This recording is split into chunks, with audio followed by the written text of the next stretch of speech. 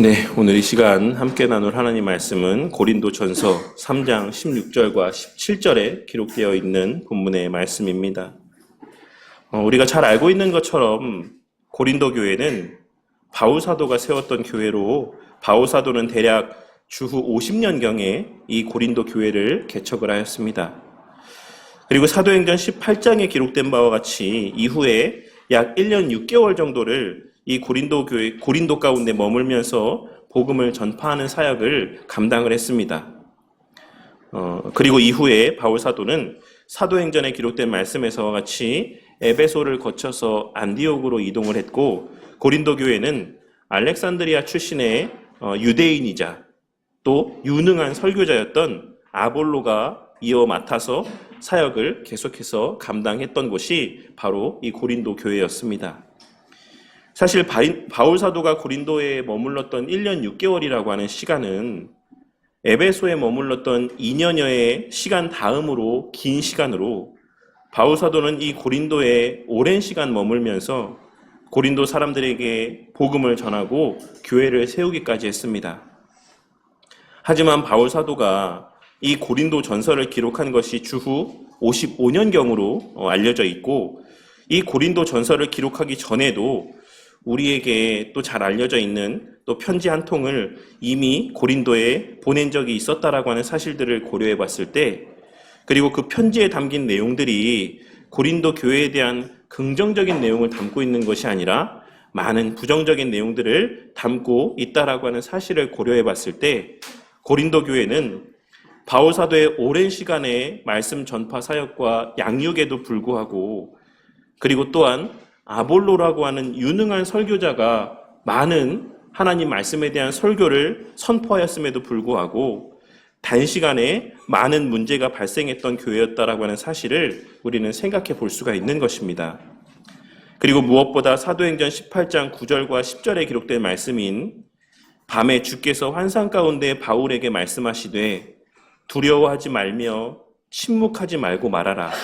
내가 너와 함께 있음에 어떤 사람도 너를 대적하여 해롭게 할 자가 없을 것이니 이는 이 성중에 내 백성이 많음이라 하시더라 라고 하는 말씀에서와 같이, 이 말씀은 바울 사도가 고린도에서 사역을 감당할 때 하나님께서 나타내 보여주셨던, 그에게 들려주셨던 말씀입니다.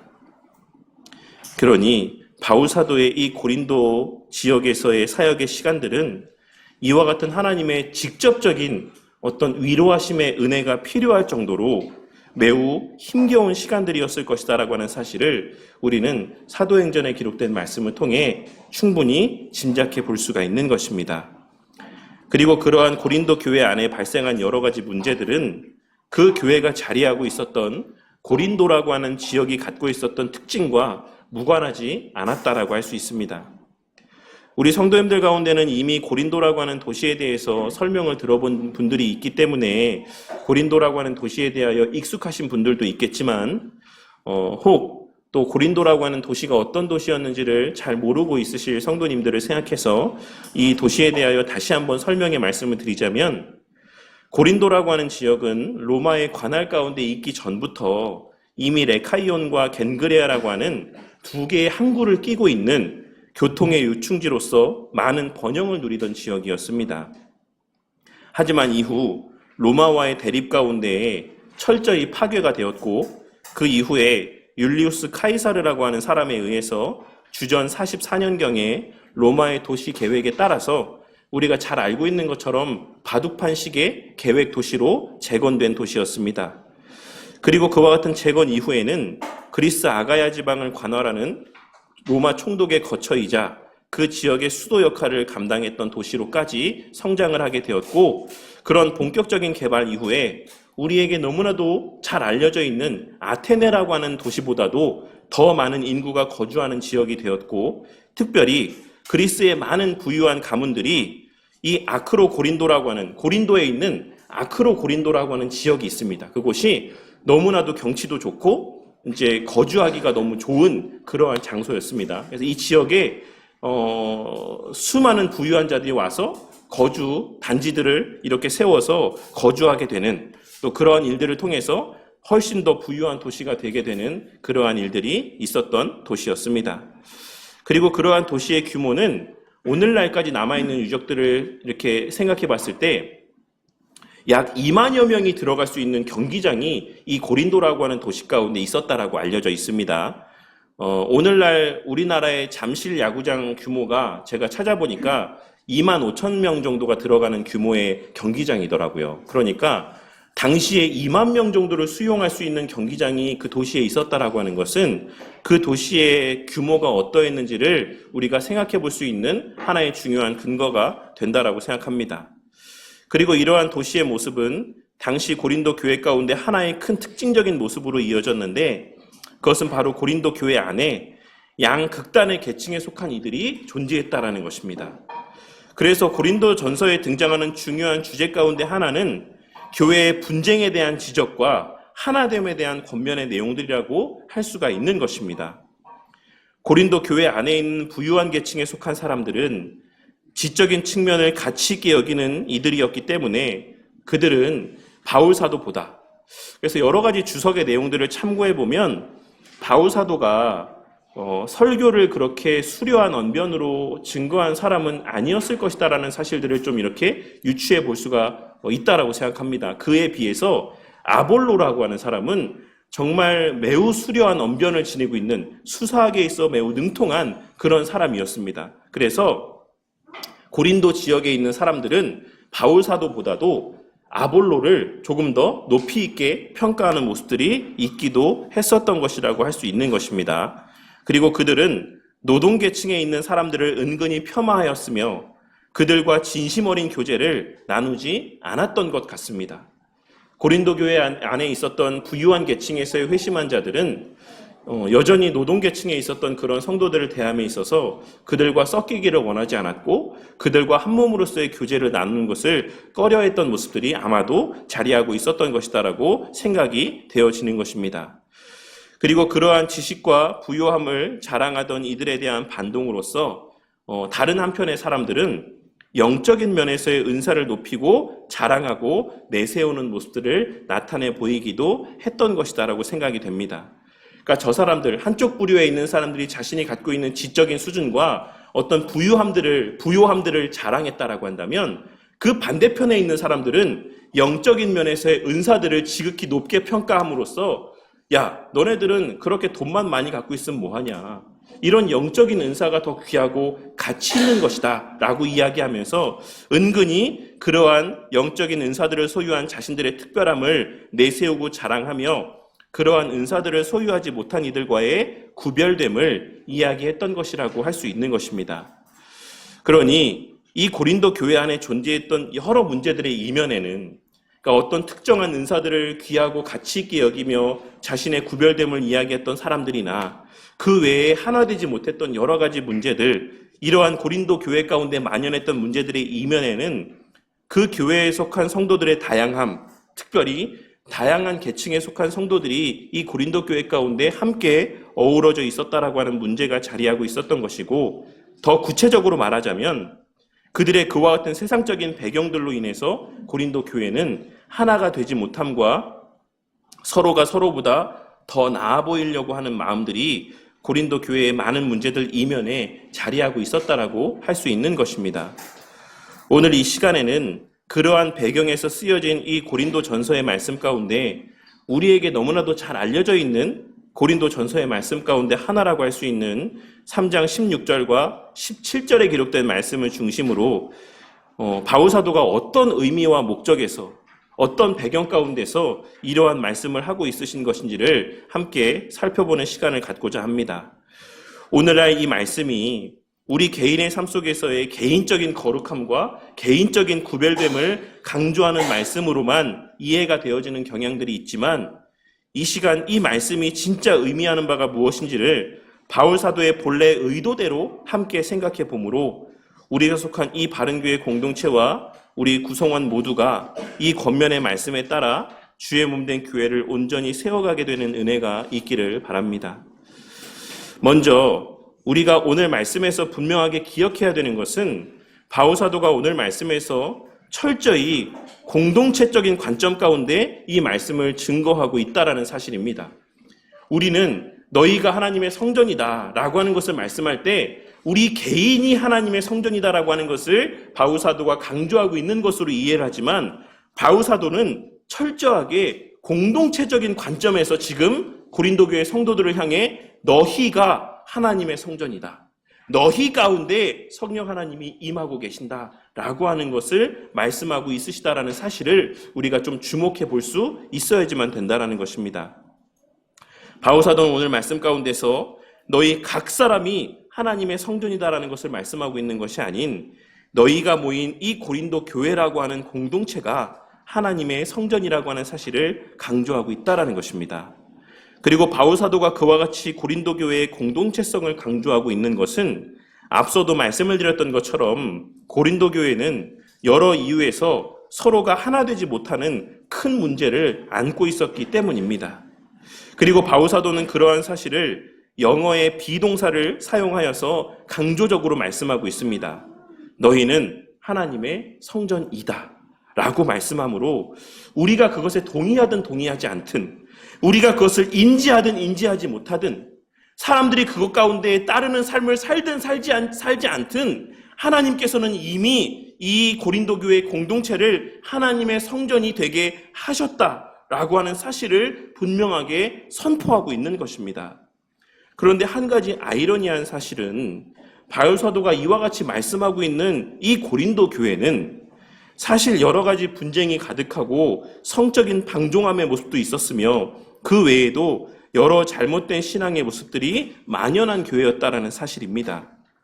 제가 예전에도 말씀을 드렸던 것처럼 사실 우리가 고린도 전후에 고린도 전서 후서의 내용 가운데 확인할 수 있는 교회의 모습들이 만일 우리 주변에 있는 교회 가운데서 발견되어진다라고 한다면 우리는 주저없이 그런 교회를 가리켜서 저 교회는 교회도 아니다라고 이야기를 할 것이다라고 생각합니다. 그리고 아마 우리의 그와 같은 생각은 고린도 교회를 구성하고 있는 여러 성도들의 마음 가운데도 동일하게 자리하고 있었을 것이다라고 생각을 합니다. 무슨 말이냐면 부유한 계층에 속한 성도들은 그렇지 않은 계층에 있는 성도들을 바라보면서 아유 저런 사람도 성도라고 할 수 있겠느냐라고 생각을 했을 것이고 또 나름 구별된 삶, 거룩한 삶을 살아가고 있다라고 스스로에 대하여 생각하는 사람들은 그렇지 못한 방종한 사람의 모습을 바라보며 야, 저 사람도 성도라고 할 수 있냐? 저 사람도 교회 다니는 사람이라고 할 수가 있겠느냐라고 생각했을 것이고 또 많은 영적인 은사들을 소유한 사람들은 그렇지 못한 사람들을 바라보면서 야, 저 사람이 정말 성도냐? 저 사람이 성령 충만한 사람이라고 할 수가 있냐라고 하는 생각들을 품었을 것이다라고 할 수 있는 것입니다. 하지만 바울 사도는 오늘 말씀에서 성령 하나님께서는 너희 각 사람 안에도 자리하고 계시지만 무엇보다 너희 공동체 가운데 거하고 계신다라고 하는 사실을 말씀하며 공동체의 하나됨을 강조하고 있는 것입니다. 너나 저 사람이나 너가 그렇게 생각하는 그 사람도 성령 하나님께서 함께 내주하시는 하나의 공동체를 이루게 하신 귀한 사람이고 귀한 존재다라고 하는 것을 바울 사도는 말씀하고 있는 것입니다. 그리고 이는 오늘날을 살아가는 우리에게도 많은 울림이 되는 말씀이라고 생각을 합니다. 오늘 말씀을 통해 성도 개인보다 교회라고 하는 공동체의 가치가 더 중요하다라고 하는 사실을 깨닫게 되는 은혜가 있으시기를 바랍니다. 물론 이 말이 교회 공동체의 가치를 위해서 개인의 가치는 고려되지 않고 무시되어도 된다, 희생되어도 된다 라고 하는 것을 의미하는 말씀을 드리고 있는 것은 아닙니다. 하지만 우리는 교회 공동체의 하나됨이라고 하는 가치가 개개인이 가진 특별한 가치들보다 더 우선되는 가치여야 된다라는 사실을 오늘 말씀을 통해 발견하고 깨달을 수 있어야지만 된다라는 것입니다. 이는 오늘 말씀 가운데서 두 가지의 사실을 우리 가운데 말씀하여 주고 있다라고 할 수 있습니다. 첫째로는 교회는 언제나 교회의 하나됨을 위해서 어느 특정한 개인이 주목받게 되는 것을 경계할 수 있어야지만 된다라는 것이고 둘째로는 교회와 성도 개개인의 그 가치라고 하는 것은 그들의 외적으로 드러나는 어떠함으로 말미암는 것이 아닌 성령 하나님께서 내주하신다라고 하는 그 사실 자체로 마땅히 존중받아야지만 된다라는 사실입니다. 칼빈 선생님은 그의 저서인 기독교 강요 4권 1장 2절에서 교회의 보편성에 대해서 말씀을 하시며, 그리스도께서 한 분인 까닭에 교회 역시 하나여서 보편적인 교회 혹은 우주적인 교회라고 부르니 그리스도께서 나뉘어지지 못하듯이 교회도 나뉘어지지 못한다.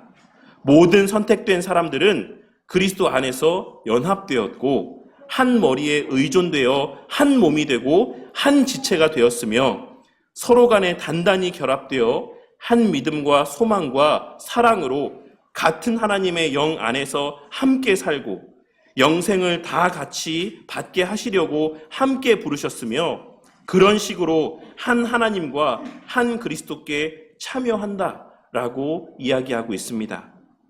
칼빈 선생님은 당시 로만 카톨릭과의 신학적인 논쟁 속에서 로만 카톨릭 교회의 잘못된 가르침들을 심하게 비판하긴 했지만 그럼에도 불구하고 교회의 하나됨의 가치 또한 매우 강조했다라고 하는 사실을 우리는 예전에 기독교 강요의 내용을 함께 살펴보며 이미 생각해 본 바가 있는 것입니다.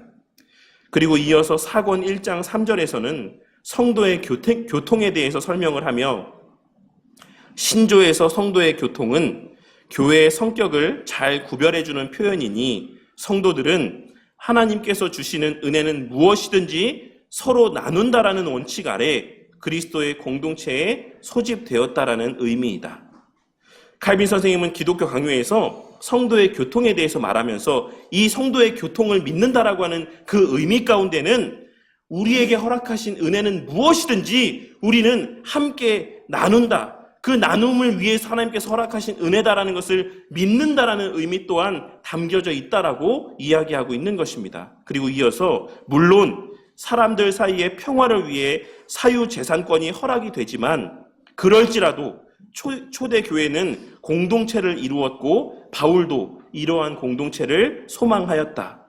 성부와 성자를 진정으로 믿는 자들 간에는 서로 은혜를 나누는 형제애로서 묶여지지 않을 수 없다라고 이야기하고 있습니다.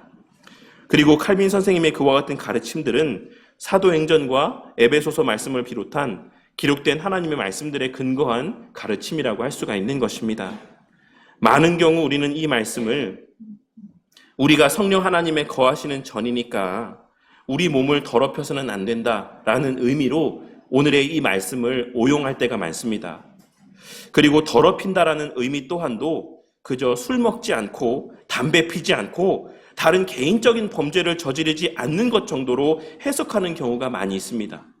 그러니까 우리가 교회 안에서 성도들을 향해서 술 마시고 담배 피면 안 된다라는 것을 이야기할 때 그에 대한 근거로서 오늘 이 고린도전서의 말씀을 인용해서 그에 대한 근거로 제시할 때가 많이 있다라는 것입니다.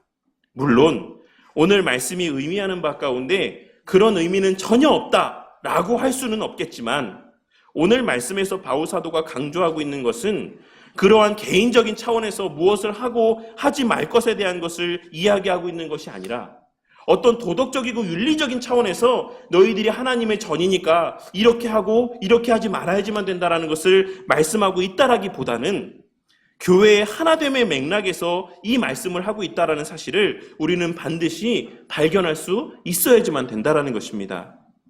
우리 성도님들은 오늘 말씀에서의 바울 사도의 이 권면의 메시지가 단순히 개인의 삶 속에서의 도덕적이고 윤리적인 삶을 살아갈 것만을 강조하는 개인적인 차원에서의 권면의 메시지가 아니다라고 하는 사실을 깨닫고 명심하게 되는 은혜가 있으시기를 바랍니다. 이는 교회 공동체의 하나됨을 강조하기 위해서 증거하고 있는 말씀인 것이며 그 권면의 근거가 바로 교회라는 공동체가 바로 하나 되게 하시는 성령 하나님의 거하시는 성전이고 교회라는 공동체 안에 하나 되게 하시는 성령 하나님께서 내주하시기 때문이라는 사실을 이야기하고 있다는 것을 우리는 깨달을 수 있어야지만 된다는 것입니다. 그런 맥락에서 바울 사도는 너희 가운데 성령 하나님이 거하신다. 너희가 성령 하나님의 거하시는 성전이다. 그런데 어떻게 너희가 하나 되지 않을 수 있느냐? 어떻게 너희가 교회가 진짜 하나님의 교회라고 하면 하나 되지 않을 수가 있겠느냐라고 하는 것을 말씀을 하고 있다라는 것입니다. 그러니 그 교회 공동체가 성령 하나님의 거하시는 성전으로서의 교회 공동체라면 그 교회 공동체는 반드시 하나됨을 추구해야지만 되는 것이고, 성령 하나님의 은혜와 역사 가운데 하나 될 수밖에 없음을 이야기하며 고린도 교회 성도들을 향해서 그러한 하나됨에 있어 저해가 되는 행위들을 금할 것을 권면하고 있는 것입니다. 그리고 오늘 본문 말씀 앞부분에서의 교회 사역자들을 향한 권면의 말씀들 또한도 세상적인 수단으로 교회를 세우려고 하지 말고 오직 그리스도께서 성취하신 터 위에서 하나님과 우리 사이의 관계를 화목케 하신 그 예수 그리스도의 행하신 그 터 위에서 그 본을 따라 화목함과 하나됨 가운데 교회를 세울 것을 말씀하였던 것입니다. 너희들이 이야기하는 여러 가지 방식들을 이용해서 그렇게 교회를 세우려고 하지 말아라. 여러 사람들이 이야기하는 것과 같은 그런 교회에 이로워 보일 것 같은 그런 수단과 방법을 사용해서 교회를 세우려고 하지 말아라. 그러한 세상적인 어떤 수단들은 결국에 마지막 날에는 다 부질없는 것들로 사라져버릴 헛된 열심과 수고에 불과하다. 교회 가운데 진정으로 유익이 되는 교회를 세우는 참된 방식이라고 하는 것은 오직 그리스도께서 행하셨던 바와 같이 하나님과 성도 사이를 화목하게 하고 성도와 성도 사이를 화목하게 하며 하나 되게 하는 이 방식 외에는 교회를 온전히 세울 수 있는 다른 방식이 존재하지 않는다라고 하는 것을 바울 사도는 이 앞부분에 기록되어 있는 말씀을 통해서 증거하였던 것이라고 할 수가 있는 것입니다.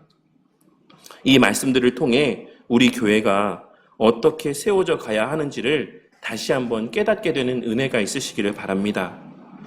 저도 사람이기 때문에, 저도 흠 많고 연약한 한낱 사람에 불과하기 때문에 교회 안에서 교회 봉사를 많이 하시는 성도님들, 그리고 헌금을 많이 하는 성도님들에게 마음이 갈 때가 있는 것도 사실입니다. 하지만 그럼에도 불구하고 저는 예전부터 강단에서 어느 특정한 누군가를 언급하는 것을 지극히 조심해야지만 된다라는 사실을 늘 가지고 있습니다.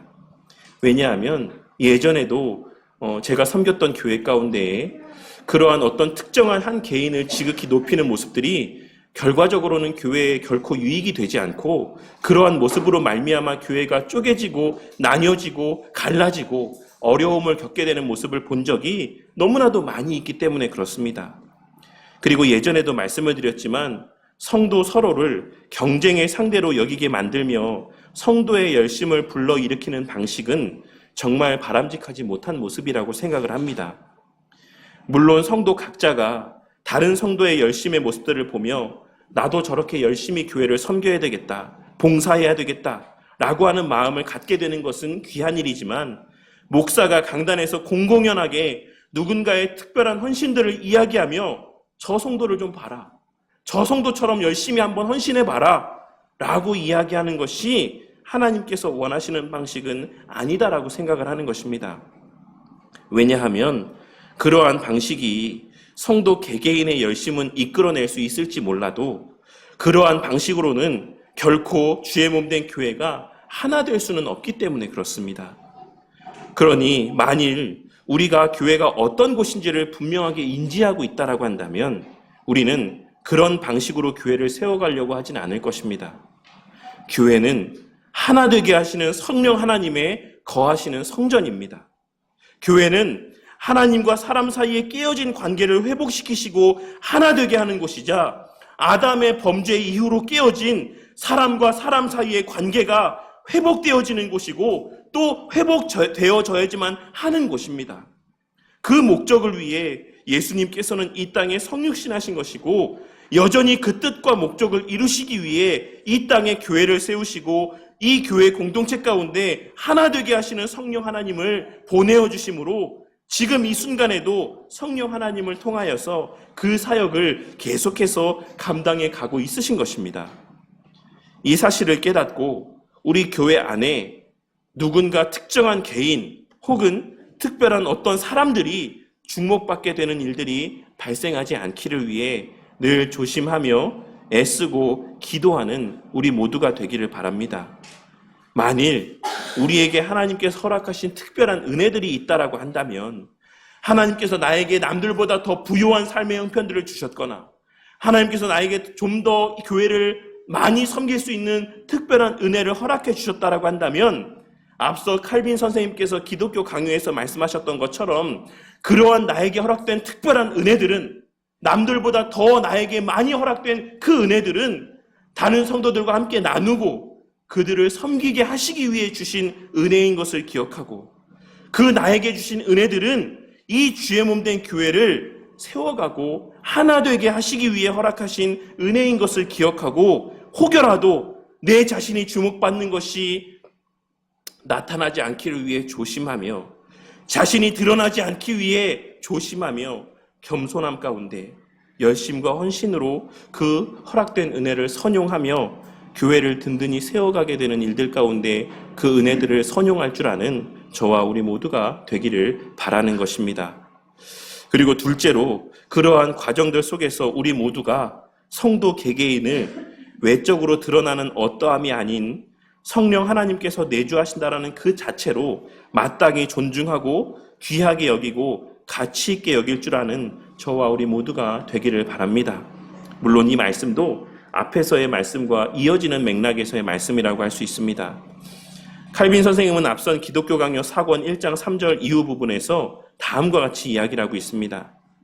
하나님 아버지의 자비와 성령의 역사로 그리스도와의 교제로 들어간 사람이라고 한다면 모두가 하나님의 특별한 소유가 되었으며 실로 교회의 일원이 될 때에는 그와 같은 위대한 은혜를 나눠받게 된다는 것을 진정으로 확신해야지만 된다.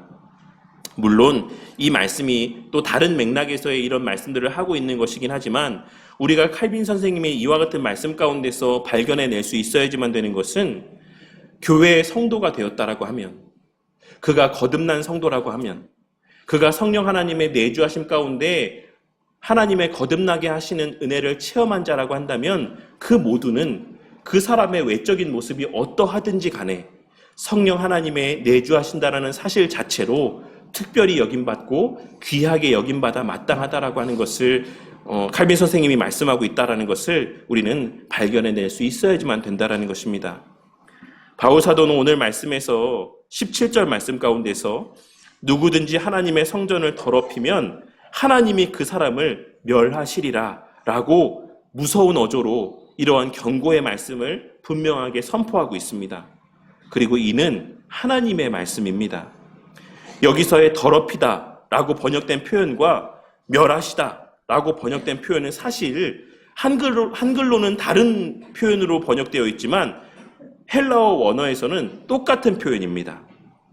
지금 이 더럽히다와 멸하시다라고 번역된 이 각각의 표현은 똑같은 단어의 현재형과 미래형의 표현인 것입니다. 그리고 이는 타락시키다, 부패시키다, 파멸시키다 라고 하는 의미를 지니고 있는 표현입니다. 그러니 이를 이와 같은 뉘앙스에 맞게 다시 번역하자면, 누구든지 하나님의 성전을 훼손하고 파괴하면 하나님께서도 그 사람을 파괴하고 파멸시키실 것이다 라고 하는 사실을 말씀하고 있는 것입니다. 그러니 이는 단순히 개개인의 더러움에 대한 것을 말씀하고 있는 것이 아니다라는 것입니다. 그리고 이 전체적인 어조, 이 맥락에서 이 말씀의 의미를 생각해 보면 이 말씀이 어떤 의미에서의 말씀인지를 분명하게 이해할 수가 있는데, 하나님께서는 이런 말씀을 통해 교회를 진리와 사랑 안에서 하나 되게 하지 못하는 자, 그 교회의 진리와 사랑 가운데 하나됨을 방해하는 자, 그 교회의 하나됨을 깨뜨리는 자에게는 반드시 하나님께서 그 책임을 물으실 것이다라고 하는 사실을 하나님께서는 말씀하고 있는 것입니다.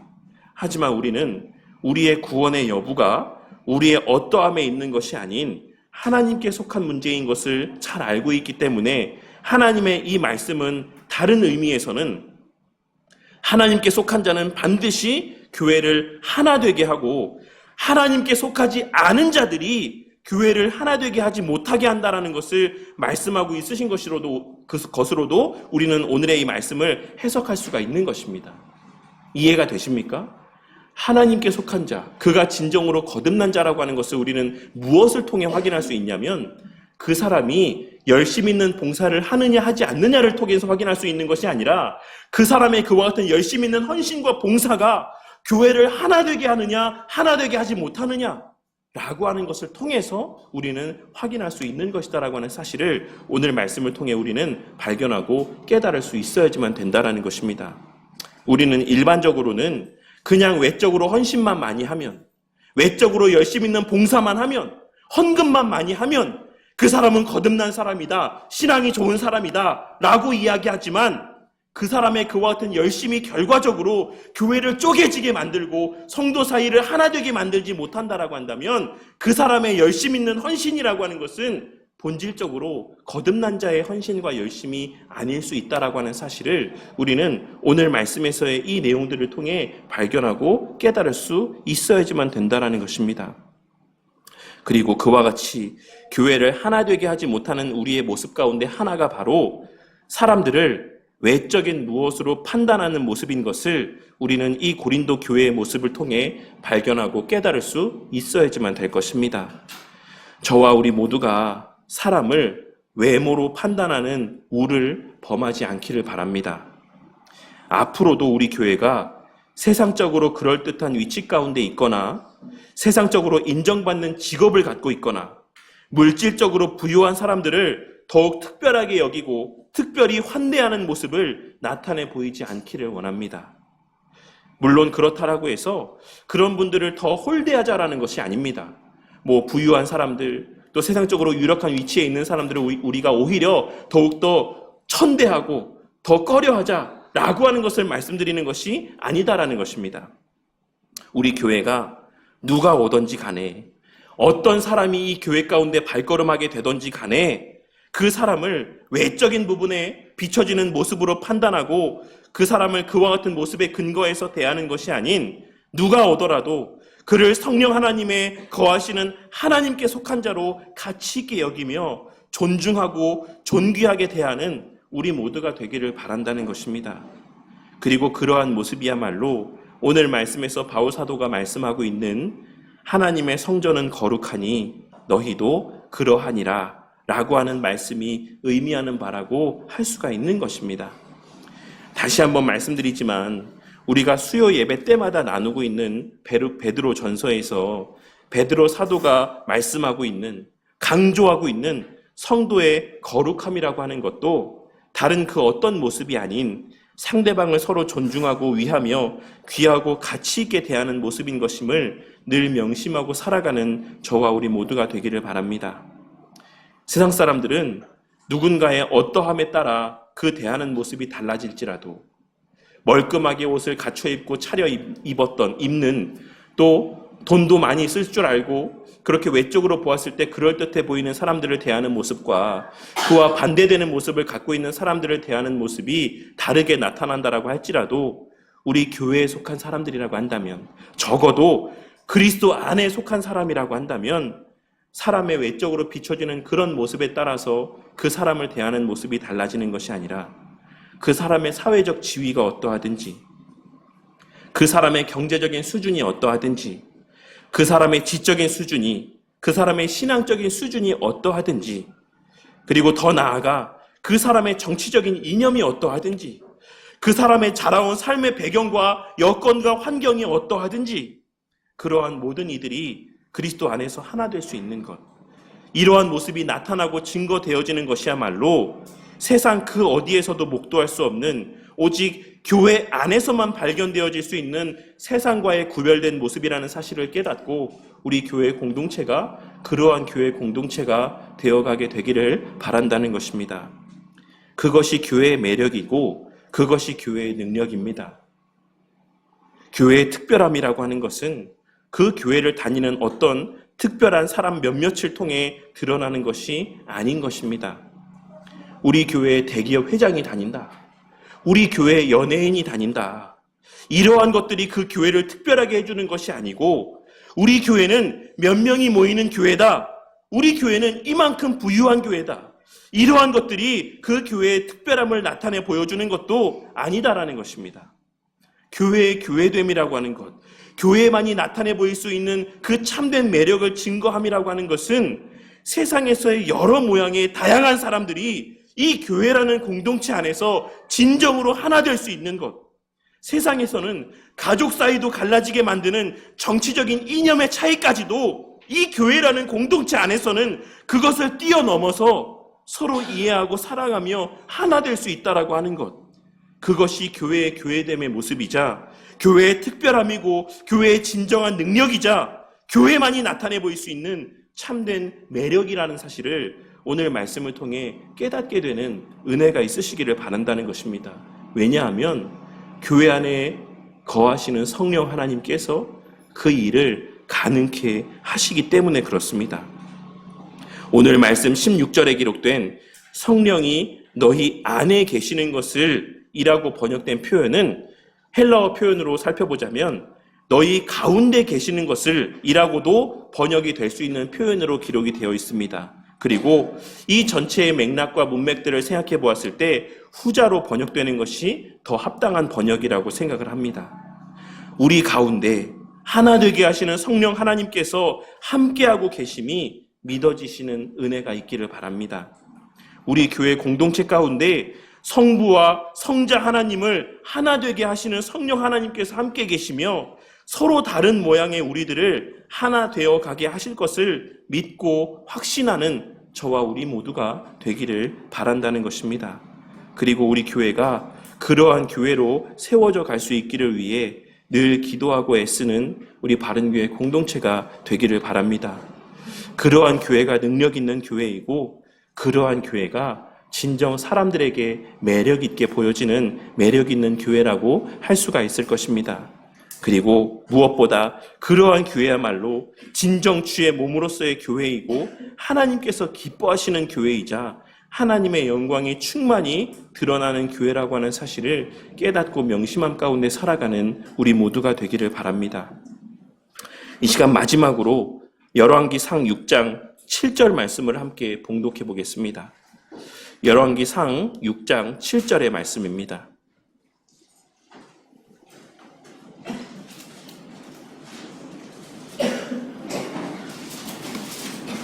열왕기상 6장 7절 말씀입니다.